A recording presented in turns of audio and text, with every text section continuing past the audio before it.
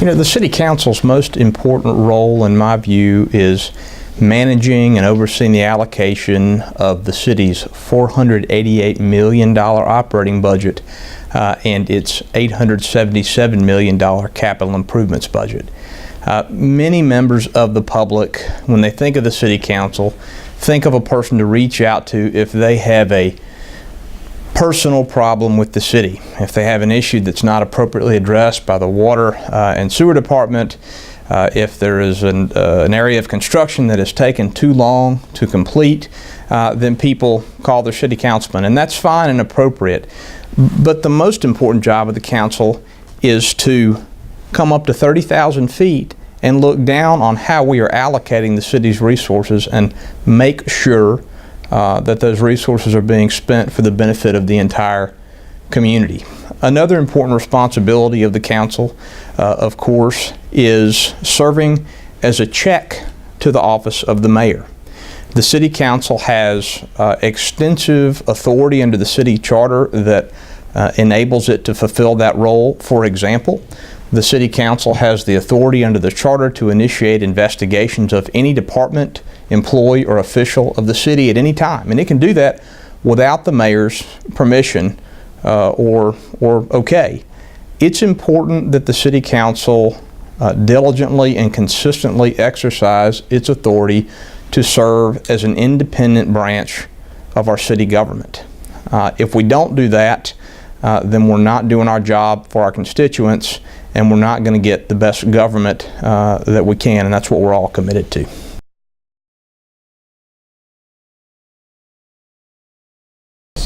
I have been a member of the bar for more than 14 years. For the past 7 years, I have run my own law firm.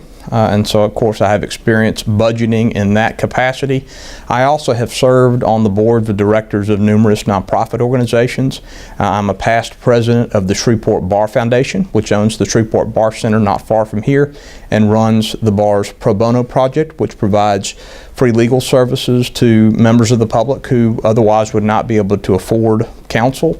I have served as the treasurer of Christian Service, which is a long-standing organization in our community that provides food and clothing to some of the neediest folks among us.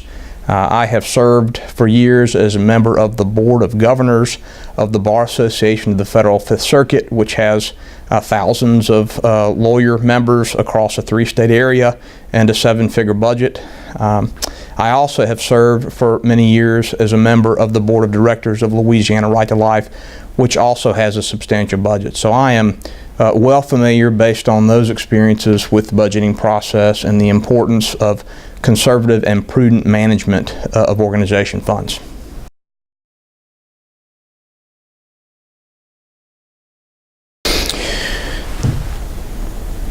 You're absolutely right that we are suffering from a generation or more of neglect of our community's infrastructure, and that our first priority has to be meeting our obligations under the consent decree that you just mentioned. We don't have any choice about that. The City Council also needs to make a commitment to aggressive enforcement of property standards. That's something that can be done without a significant additional investment, in my view, and something that is not being done now. I was walking neighborhoods in Broadmoor over the weekend, and I passed by a residential home that looked like it had not had its grass mowed in a year. There were 5-foot-high weed stalks. There were decaying phone books on the stoop of the home that had been there for who knows how long. That's an easy thing that the city can do. We already have property standards in place, and we need to devote the resources necessary to make sure that we are keeping clean and well-maintained the property that we already have. Downtown, another perfect example is if you go outside this building, there is the petroleum tower that has been abandoned for many years, and at about eye level there is a hole about this big in the plate glass. I walk by that hole several times a month when I go to the bank. It's inexplicable that in our downtown area something so inexpensive to fix has not been addressed. So we've got to first commit to doing the basics.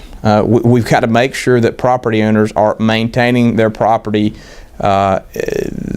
in ways that are not expensive. The larger question is, what do we do about the many downtown buildings that are abandoned and likely, well, they may stay that way for the indefinite future if the city doesn't step in to do something about that. I think we need to have mechanisms in place to require property owners to maintain those buildings, and if they don't, then the city needs to take steps to take ownership of those buildings. And if that doesn't happen, then we're going to continue to have a downtown area that is, largely a ghost town.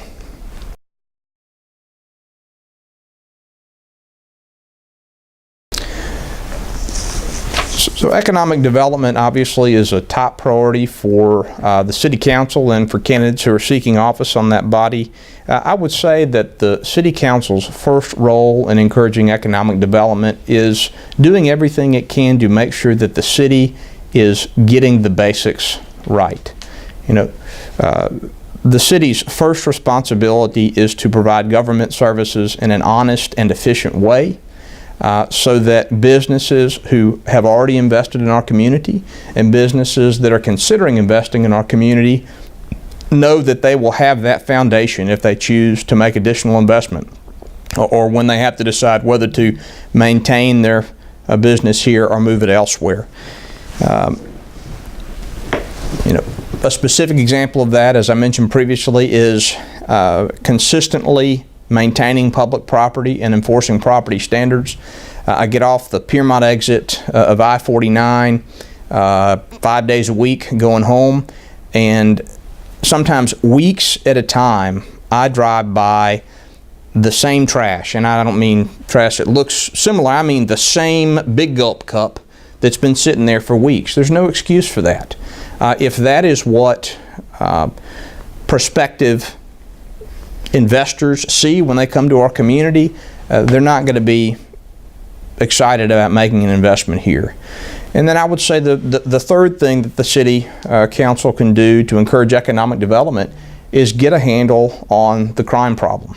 If we don't feel safe in our own homes, in our own neighborhoods, if every time we turn on the TV there's a shooting being reported, and that is reported on Facebook and other social media outlets, the guy who's in Arkansas or Texas or elsewhere considering making an investment in our community is going to think twice.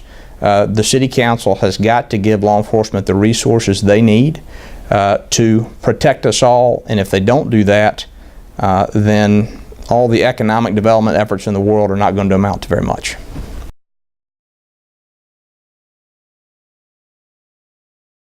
Look, integrity in government is absolutely foundational to the role of the City Council and every government official. The first thing I would do on the City Council, if I have the privilege of serving District C, is to support the commission of an independent audit of all city functions by a top-notch management consulting firm. We've got to know where the money is going, why the money is going there, and who's benefiting to identify the type of corruption that you are referencing. Another possibility that I would like to see considered is the creation of an Inspector General's office. The City of New Orleans has an Inspector General that has saved that community many millions of dollars over the course of the office's life, and with an operating budget of almost $490 million, even a small percentage of waste and corruption identified would have a tremendous impact on our bottom line. And then, as I mentioned previously, the City Council has authority under the Charter to conduct independent investigations, and it needs to do that aggressively when something doesn't smell right. If the City Council is simply rubber stamping what's coming out of the mayor's office, if each member is not diligently investigating potential problems, then we will continue to see the type of problems that you've referenced. And I also would say that the criminal convictions and the corruption that you're describing is such a powerful reminder of why it is so important to elect people who have a track record of service and honest behavior, both in their personal lives and in their professional lives. If a candidate is not meeting his own financial obligations, if he is not paying his taxes, if he has had judgments entered against him, if he has criminal problems, we can do better for the City Council than folks like that. And if there are candidates on the ballot this fall that fit that bill, voters need to take their responsibility of screening those folks out very seriously. Because if you don't do that, then you're going to end up with people who are not qualified to do the job and have demonstrated by their past behavior that they can't be trusted to act in the interest of the citizens.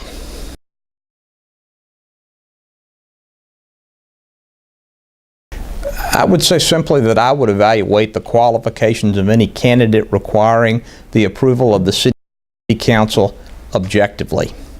Every candidate has to be judged on his or her merit.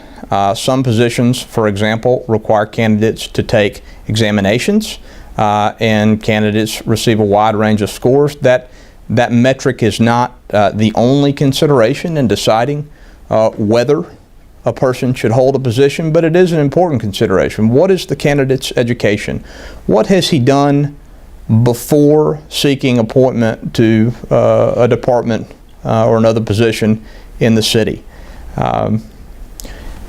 What relationships does the candidate have with the appointing authority that might influence the appointing authority's decision? If a person is a lifelong friend of an individual in office, then the City Council needs to look twice and again at that person to make sure that we are picking the best person for the job, and we're not picking somebody because they have a personal relationship with an elected official. That's why the City Council has the authority under the city charter to vet those candidates. I think we ought to have exhaustive public confirmation hearings for key city departments. That's not a decision that needs to be made behind closed doors. It's a decision that needs to be made with public questioning of the candidates and with the public having an opportunity to review the qualifications of the candidate and raise any concerns it may have. A robust process is key to good outcomes.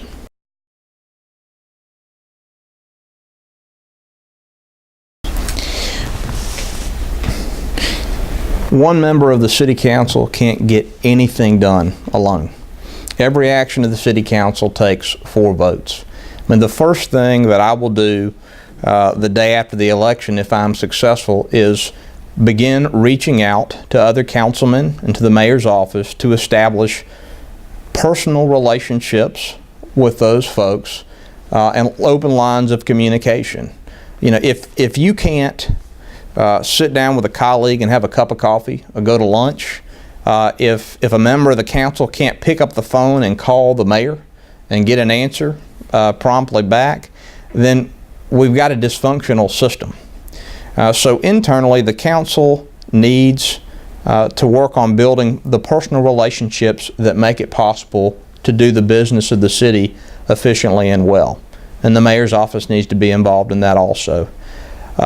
Externally, the City Council needs to make itself available to community leaders, business leaders, nonprofit leaders, and needs to make sure they understand that when they have a concern, when they have an idea, they can pick up the phone or send an email or send a text message, and their concern or idea will be addressed by members of the council. I mean, that's the role of the council. And if members of the council are just showing up at meetings, if they are only doing the bare minimum in terms of meeting their responsibilities, they are not going to be effective. I will devote myself fully, if I'm elected, to building the relationships that are necessary to get things done.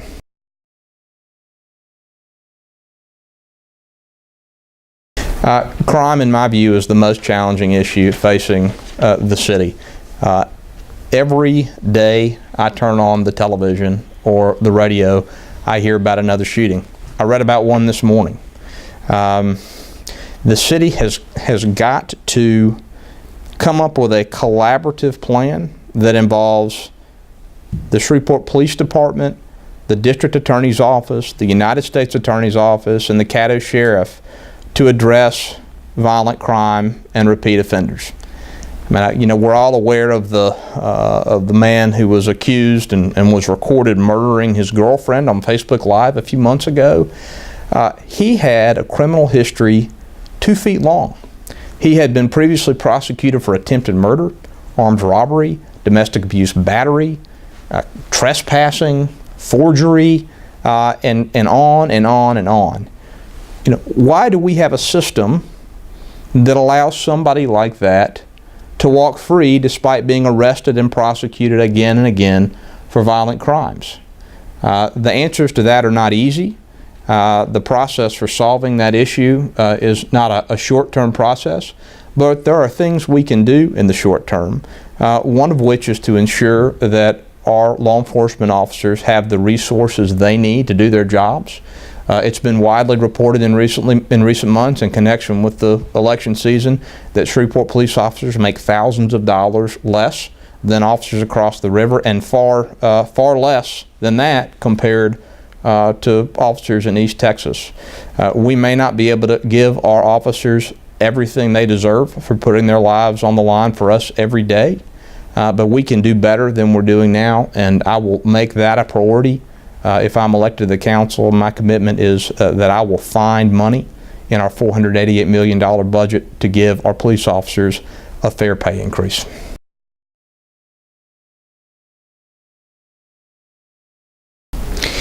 You know, I've got 4 kids. The oldest is 14 and the youngest is 4. 3 generations of my family live here, and we've been here for many decades. My vision for Shreveport is a community where my kids can go away to college and come back and make a life like the one that I've had, that we've had together. My vision is a community that is safe, where crime is under control, a community where good schools are available to everybody, regardless of economic background or other factors, and a community where we are attracting investment from across the country and across the globe. You know, what are the things the City Council can do to achieve that vision? Again, we have to get crime under control. If we don't do that, nothing else will matter.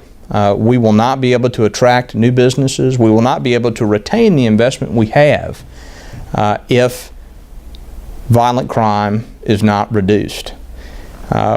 We've got to have a coordinated and cohesive plan for economic development. We have to bring together the best minds in government and from private industry and market Shreveport to the world.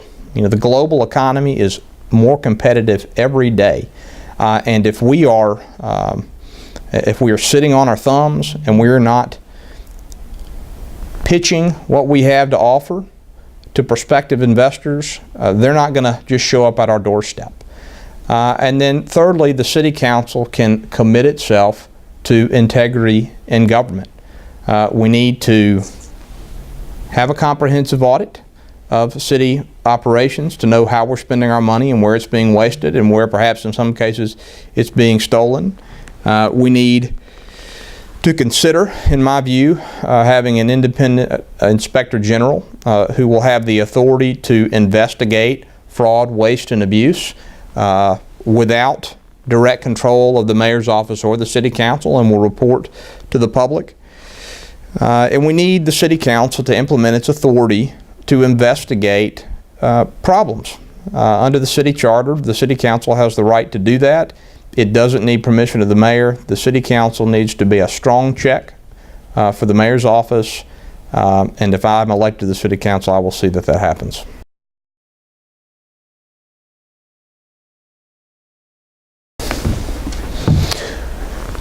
You know, I've been a lawyer for as I said, more than 14 years, and there are many tests of ethics and integrity in my profession, and those tests often come in circumstances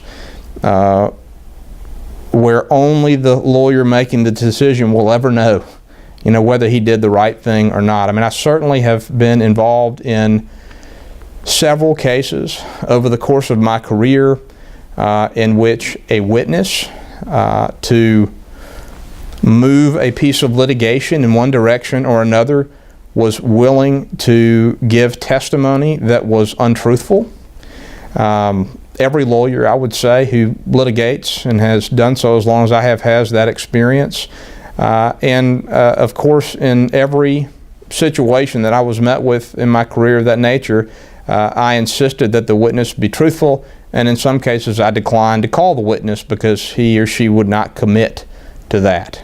As a lawyer, I've had many opportunities to do the right thing in situations like the ones you're describing, and I have done so to the best of my ability.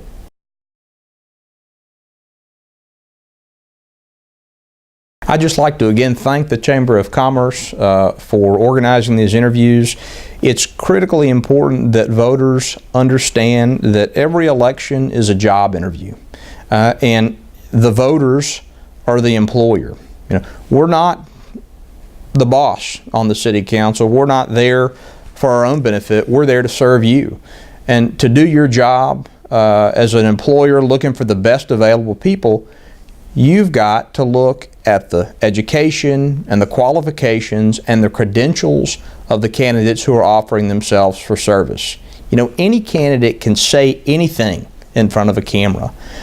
What they can't fake is what they've done before running for public office. So my suggestion to voters is that they judge candidates based on their records of service and not on campaign promises alone. Thanks so much.